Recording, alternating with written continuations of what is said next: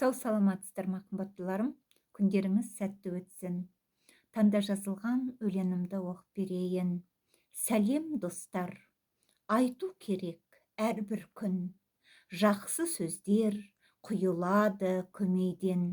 Жақсы тілек айта білу әр таңда. Өмір өзі сәтін салар тағдырда. Сәтті күндер ол күлімдеп жүргенің, отбасың мен бір дастархан басында. Анаң құйған қою шәйі күндегі, әдемілік, әдептілік үйдегі.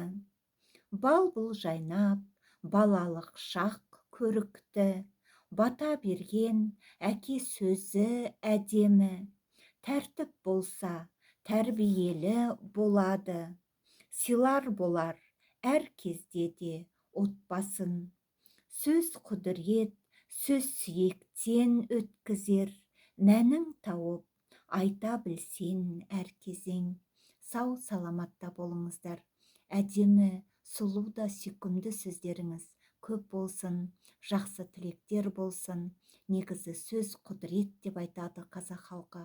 Сондықтан да әдемі, көрікті, сұлу сөздерді сөйлеуге тырысып бағыңыздар. Себебі айтылған әр сөз сіздің өміріңізге жақсы сөз, жақсылық әкелетінін ұмытпаңыздар. Сау саламатта болыңыздар.